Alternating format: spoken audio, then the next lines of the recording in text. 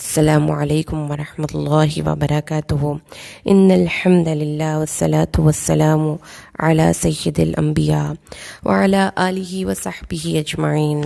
أما بعد فأعوذ بالله من الشيطان الرجيم. بسم اللہ الرحمن الرحیم. انشاءاللہ الرحمن آج کے اس لیسن میں سورۃ النساء آیت 62-63 ان دو آیات کا ترجمہ اور معنی کی مختصر سے وضاحت ہم پڑھیں گے اللہ کے حکم سے. اعوذ باللہ من الشیطان الرجیم. بسم اللہ الرحمن الرحیم. فکیفا پس کیا حال ہوگا، اذا جب اصابتہم پہنچی ان کو مصیبت، بما اس چیز کے سبب جو قدمت آگے بھیجا، ایدیہم ان کے دونوں ہاتھوں نے، ثم پھر جاؤکا وہ آئیں گے آپ کے پاس، یحلفون حلف اٹھاتے قسمیں اٹھاتے، باللہ اللہ کی، ان اردنا ہمارا ارادہ نہیں تھا، اللہ سوائے احسانا حسن سلوک کرنے کے، و توفیقہ اور باہمی موافقت کے. اولئک الذین یہ وہ لوگ ہیں، یعلم اللہ اللہ جان چکا، ما فی قلوبہم جو ان کے دلوں کے اندر ہے، فاعرض عنہم تو ان سے اعراض کیجیے، وعظہم اور نصیحت کیجیے، وقل لہم اور کہیے ان کے لیے، فی انفسہم ان کے نفسوں کے حق میں، قولا بلیغا اثر انگیز کلام. اعوذ باللہ من الشیطان الرجیم. بسم اللہ الرحمن الرحیم. فکیف اذا اصابتہم مصیبۃ بما قدمت ایدیہم ثم جاؤک یحلفون باللہ ان اردنا الا احسانا وتوفیقا اولئک الذین یعلم اللہ ما فی قلوبہم فاعرض عنہم وعظہم وقل لہم فی انفسہم قولا بلیغا. اور پھر وہ اس وقت کیا حال ہوگا جب ان کے ہاتھوں کے کرتوتوں کی وجہ سے ان پر کوئی مصیبت ٹوٹ پڑے، تو یہ آپ کے پاس اللہ کی قسمیں کھاتے ہوئے آئیں گے، تو ہمارا تو ماں سوا نیکی اور باہمی موافقت کے کوئی اور ارادہ نہ تھا. یہ وہ لوگ ہیں کہ اللہ جانتا ہے جو کچھ ان کے دلوں میں ہے، سو ان سے اعراض کیجیے، ان کو نصیحت کیجیے اور ان سے بہت اثر آفریں بات کیجیے جو ان کے دلوں میں اتر جائے. مشکل الفاظ کے معنی سے بات کو سمجھنا شروع کرتے ہیں ہم. اصابت اور مصیبہ ان دونوں کا روٹ سیم ہے، صاد واو اور با. مطلب ہے گرنا، اوپر سے نیچے آنا، قصد اور ارادہ کرنا، بارش کا گرنا. صو و ثوابن خطا کی بھی ضد ہے. سہم صائبن اس تیر کو کہتے ہیں جو ٹھیک نشانے پر لگے، یعنی نہ ادھر جائے نہ ادھر جائے. تو اس لیے مصیبت کا لفظ بھی یہیں سے نکلا ہے، یعنی آسمان سے آنے والا وہ مصائب جو ٹھیک ٹھیک اسی شخص کو جا کر لگتے ہیں جس کے لیے وہ آسمان سے اتری ہوتی ہے. اور مصیبت مطلب اللہ کی طرف سے آنے والی، پھر یہ لفظ آ گیا ہر اللہ آسمان سے اترنے والی پریشانی کے لیے، حادثے کے لیے. تو مصیبت مطلب سمجھ میں آگے اگر ان کو پہنچے وہ تکلیف یا تنگی یا مصیبت کس لیے، بما اس چیز کے سبب، قدمت جو آگے بھیجا، یعنی پہلے انہوں نے اپنے ہاتھوں سے جو چیزیں آگے بھیجیں، اپنی غلط کمائیاں آگے بھیجیں، ان کا کوئی نتیجہ تو نکلنا ہی تھا. اس غلط کمائی کا نتیجہ اس مصیبت کی صورت میں نکلا جو کہ آسمان سے ان پر نازل ہوئی. لیکن جب ان کو یہ چیز یعنی کہ کوئی مصیبت پہنچے یا کوئی بھی ہزیمت اٹھانی پڑے، تو بجائے اس کے کہ وہ وہاں پہ ٹھہر کر رک کر اپنے آپ کی اصلاح کی کوشش کریں اور یہ دیکھنے کی کوشش کریں کہ کہاں پہ غلطی ہوئی تھی، وہ پھر اپنے آپ کو جسٹیفائی کرنے کی کوشش کرتے ہیں. اپنے غلط ایکشن کو صحیح پروف کرنے کے لیے وہ قسمیں بھی اٹھا لیتے ہیں. پھر آئیں گے آپ کے پاس حلف اٹھاتے ہوئے. حلف اس قسم کو کہتے ہیں جس میں ایک دوسرے کے ساتھ عہد و پیمان کیا جائے، پختہ قسم اٹھائی جائے. تو وہ قسم اٹھائیں گے یعنی کہ اپنی صداقت کو صاف صاف پروف کرنے کے لیے. نہیں تھا ہمارا ارادہ سوائے احسان کے. حسن کا لفظی مطلب بگڑے توازن کے لیے آتا ہے، ٹھیک ہے. ہم تو معاشرے میں، یہاں پہ اس کا مطلب یہ ہوگا کہ ہم معاشرے میں بیلنس برقرار رکھنا چاہتے ہیں، اور جو توازن بگڑ رہا تھا اس کو ہم کمپلیٹلی فلفل کرنا چاہتے تھے. ہم معاشرے کے اندر توازن پیدا کرنے کے لیے اور توفیق پیدا کرنے کے لیے، یعنی اتفاق اور اتحاد پیدا کرنے کے لیے یہ ٹیکٹکس کا استعمال کر رہے تھے. کیونکہ توفیق کا جو لفظ ہے اس کے بہت سے معنیوں میں ایک معنی اتفاق بھی ہے، اسی سے لفظ اتفاق پہ نکلا ہے. تو ہمارا معال یا ہمارا مقصد کیا تھا کہ معاشرے کے اندر ایک بیلنس ہو جائے. یہاں پر احسان کا لفظ بیلنس کے معنی میں جائے گا، وہ توفیق اور معاشرے کے اندر ہم اتفاق اور اتحاد پیدا کریں.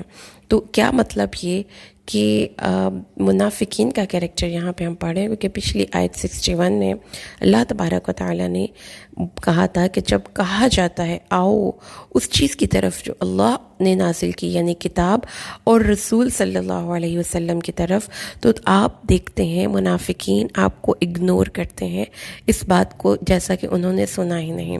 لیکن جب ان کو اس تکلیف، اس غلط روش کی وجہ سے کسی تکلیف کا سامنا کرنا پڑے گا تو بھی وہ کبھی بھی اپنی غلطی نہیں مانیں گے.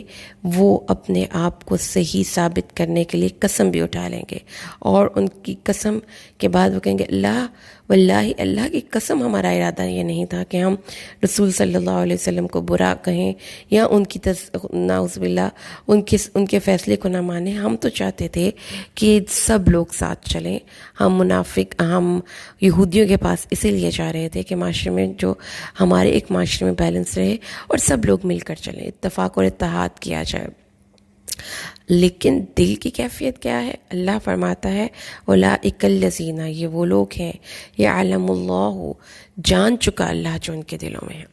یعنی کہ جو وہ قسم کھا کر بھی بات کو ثابت کرنے کی کوشش کر رہے ہیں، ان کے دل کی حالت اس سے بالکل مختلف ہے.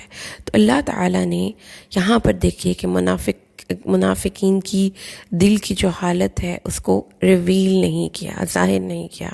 اللہ نے بتا دیا کہ مومنوں تمہیں نہیں پتا کہ ان کے دلوں میں کیا ہے. اب تم نے کیا کرنا ہے؟ فَأَعْرِضْ عَنْهُمْ، ان سے اعراض کیجئے. اعراض کا لفظی مطلب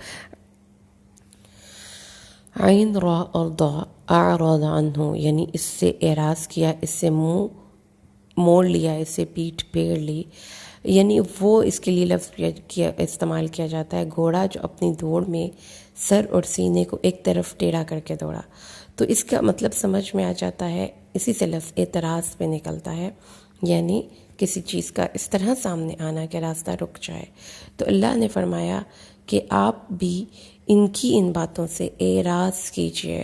یعنی رسول صلی اللہ علیہ وسلم کو یہ حکم نہیں دیا جا رہا کہ منافقت کا جواب منافقت سے دیں، یا اگر وہ آپ کے ساتھ غلط طریقے سے چل رہے ہیں، جھوٹ بول رہے ہیں، قسمیں کھا رہے ہیں، اپنے آپ کو سچا ثابت کرنے کی کوشش کر رہے ہیں، تو آپ ان کی ٹوہ میں لگ جائیں اور پھر ان کو جھوٹا ثابت کرنے کے لیے پورا مٹیریل ریڈی کریں. ایسا کچھ نہیں کرنا. اللہ نے فرمایا ان سے اعراض کیجئے، یعنی ان سے منہ موڑ لیجئے. وَعِظْهُمْ، اور ان کو نصیحت کیجئے. وعظ اس کا لفظی مطلب کسی انسان کو کسی کام کے اچھے اور برے نتائج سے آگاہ کر کے اس کے دل کو نرم کرنے والی باتیں کرنا، اس طریقے سے باتیں کرنا خیر کی جسے دل میں نرمی پیدا ہو جائے. اس واقعے کا جو تاریخی پس منظر ہے وہ بھی آپ سب کو پتہ ہے کہ ایک یہودی تھا اور ایک منافق تھا. ان دونوں کا کسی معاملے میں جھگڑا ہو گیا اور وہ اپنے جھگڑے کا فیصلہ نبی کریم صلی اللہ علیہ وسلم سے کروانے کے لیے گئے. نبی کریم صلی اللہ علیہ وسلم نے یہودی کے حق میں فیصلہ کر دیا، جبکہ منافق یہ سمجھتا تھا کہ یہ فیصلہ ہمیں کعب بن اشرف سے کروانا چاہیے. پھر جب نبی کریم صلی اللہ علیہ وسلم نے فیصلہ کر دیا تو پھر وہ حضرت عمر کے پاس گئے اس فیصلے پہ دوبارہ فیصلہ کروانے، جس پر حضرت عمر رضی اللہ تعالیٰ عنہ نے اس شخص کی گردن مار دی، یہ کہہ کر کہ جس شخص کو نبی کریم کے فیصلے پر اعتراض ہو اس شخص کے لیے میرا یہ فیصلہ ہے.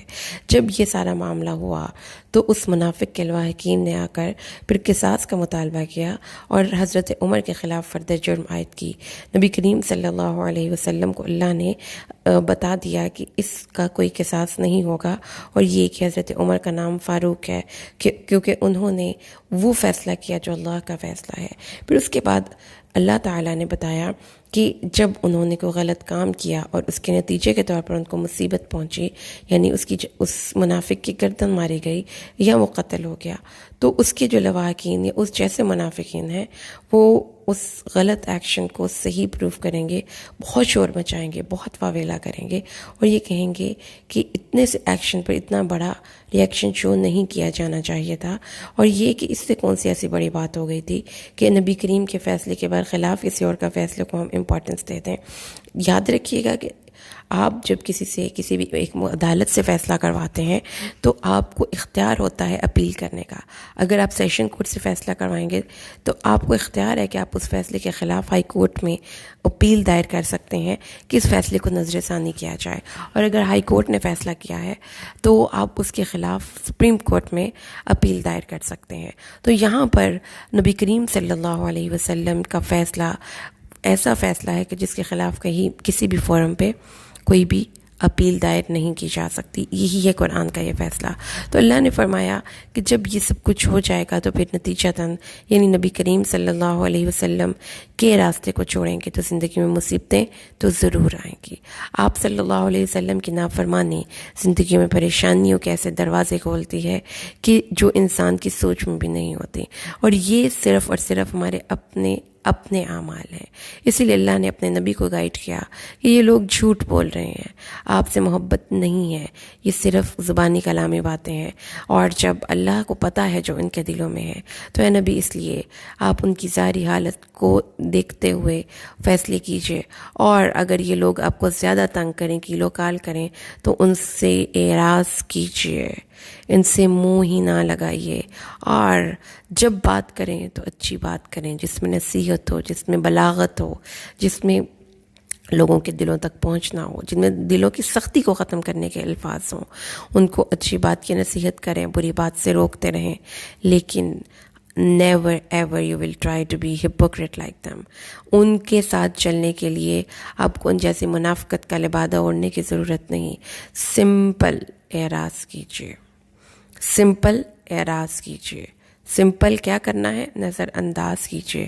زندگی میں کوئی منافق شخص آپ کے ارد گرد رہ رہا ہے جس کی قول اور فعل میں تضاد ہے، جو آپ سے اظہار محبت کرتا ہے لیکن اپنے عمل سے اپنی محبت کو ظاہر کرنے میں ناکام رہتا ہے، تو اس شخص کے ساتھ ڈیل کرنے کا طریقہ کار کیا ہے؟